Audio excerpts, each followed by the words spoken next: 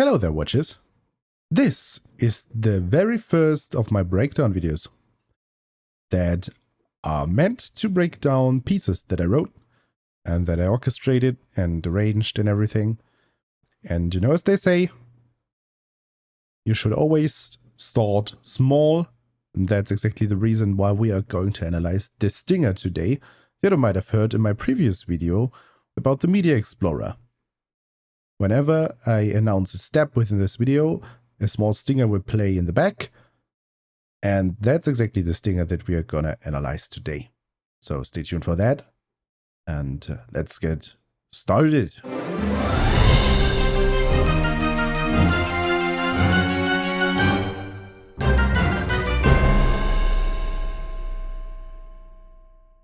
Okay, I've got the Reaper project in front of me that I just did, and as you might have heard, this is a almost just 10 seconds long stinger. It was just supposed to be that thing, but I'm pretty proud of it because it's actually the first project that I didn't feel obligated to do. I just had an idea in mind, sat down, started everything, and 2 hours later I was done with it, and I found it to be really well done. I mean, it sounds rich and full, at least to my ears, and it fulfilled the purpose that I wanted it to do.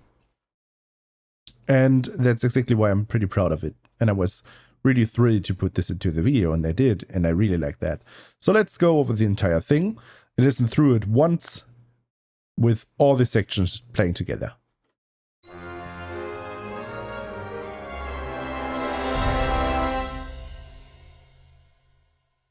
So let's start where I actually started. I had got this idea in mind where I was imagining a woodwind section to play this.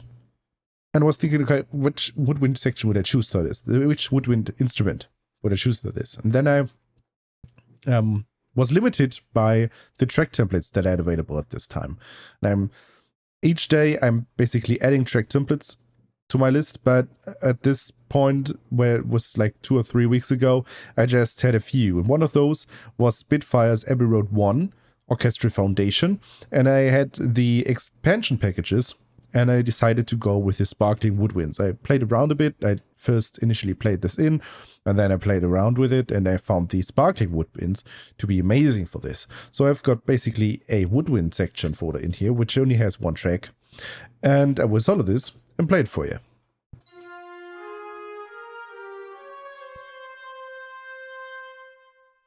So this was the first thing I did. I really liked that as the idea of the melody. It's just like 5-6 simple notes, right? And I thought, okay, let's thicken this up. We need to do something about this. And the second step that I usually do is putting in the strings, because the strings are basically the basis of the orchestra. You rarely see sections or orchestral pieces without strings anymore today. So I decided, okay, well, let's go with the strings next. So I put up the strings and I put in a violin, which I said, okay, let's double this, because at some point woodwinds are not as piercing as, for example, the brass section is. So we will come to the situation where if you put in the strings, especially the lower strings, the bassy strings, as soon as you put those in, and we probably add some brass in there, then the woodwinds will probably not be strong enough to actually cut through the entire mix. So what we do about this, and the first thing that you should always think about, is orchestration instead of EQing. So we probably EQ best by orchestrating properly. So I thought we need something to back up the section, the Sparkling Woodwinds. We need something that cuts through the mix even better and supplements what the woodwinds are already doing. So I thought, let's put in a violin, a solo violin actually, and a legato playing violin. And I found the Cinestrings solo violin to be really great. So I did that, and that's how it sounds.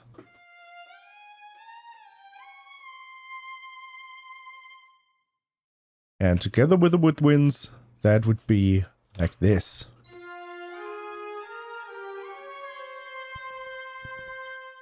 You see, the violin is kind of subtle. It's actually pretty high. if you would have it alone in the mix without the woodwinds backing it up, then it would probably not piece through the mix. It's probably not working because it's too high, it's not as loud.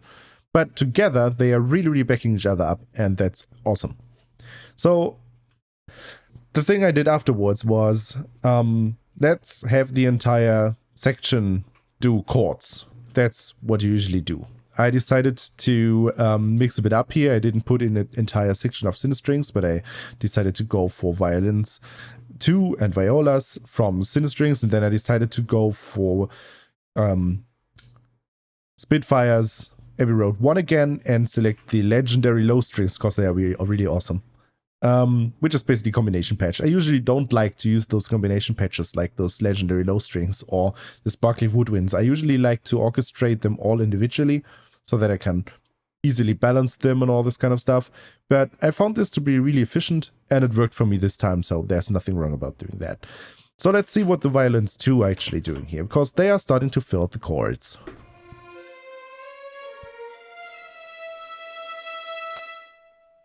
Right? And let's see the violas.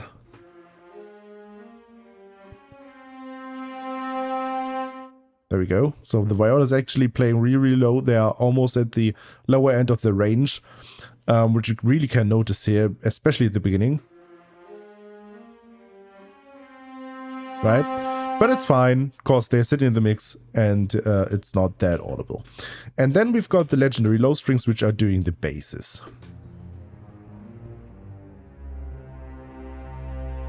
Which is basically just cello and double basses doubling each other in octaves, right?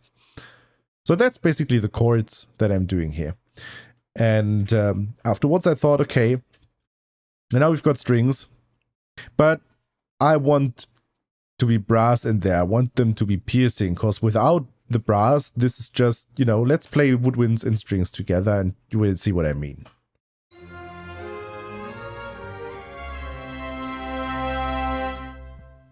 This does not like sting enough for my taste. I wanted it to be more impactful, so to speak.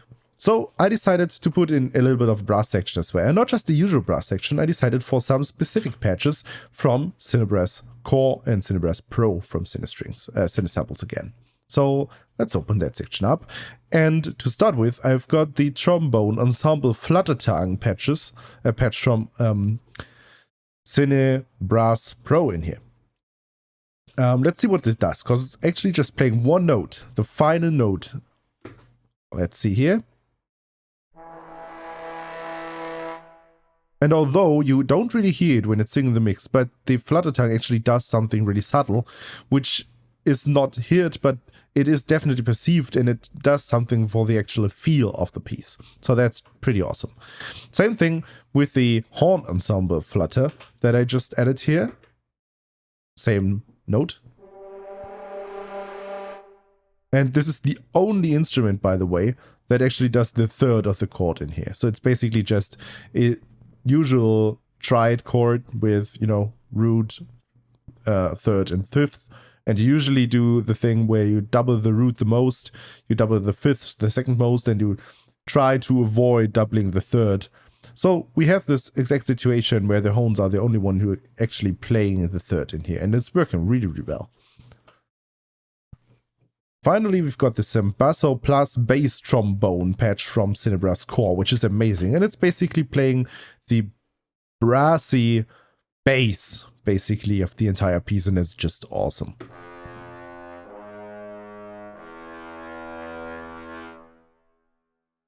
And the brass section together is basically just this.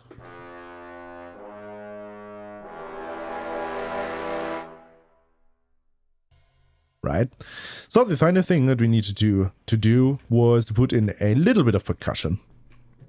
I opted to not go for the entire percussion section. I could have blown this thing up probably and put a bit more drums and everything in here, but I decided to just emphasize on the last note to be really piercing through. So I put in 2 percussion elements. I put in a suspended cymbal right at the end.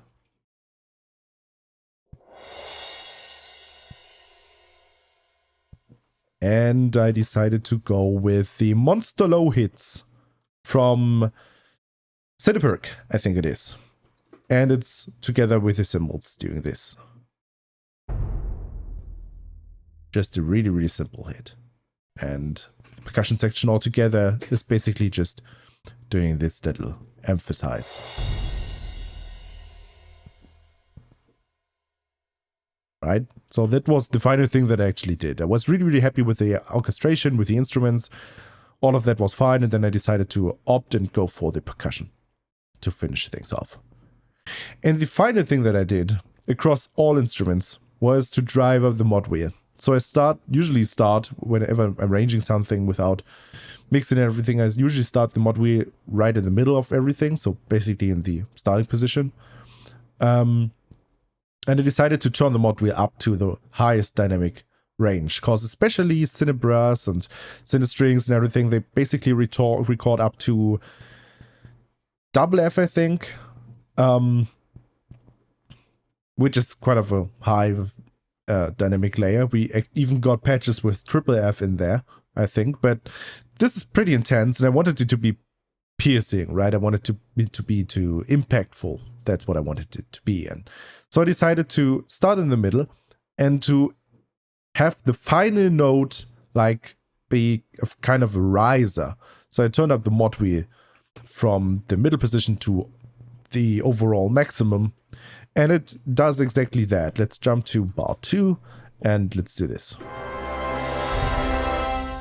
Right, so we're starting at a low velocity, more or less, a low dynamic, and then we are gradually turning up the modwheel and it will just start piercing through. Together with percussion, it's really doing this awesome rise and piercing through, stinging right into the face kind of thing. So that's already it. It's pretty simple. It's basically just a triad chord, orchestrated among all the different sections. Like we have just only one woodwind instrument in here. We have the entire string section in here and just a bit of brass, but it's already enough to fill the entire range of the orchestra. It sounds nice to me. We've got just a little bit of percussion in here, so it's really, really simple to do this. And you can definitely follow along if you so want. It's really easy to do, just 5 notes. You can easily listen to them and write it down yourself. And that should have already been it. Thanks for listening. Thanks for watching. If you enjoyed this, just let me know in the comment section below. I will definitely write some more pieces and break them down for you in one of the next videos. And I hope you enjoyed that one. Let me know if you have any questions regarding orchestration and everything. I will make sure to have more videos on especially orchestration, arranging, composing, and all this kind of stuff over the next weeks and months and everything for you. So stay tuned, subscribe. And until next time, hope you enjoyed that. Bye-bye.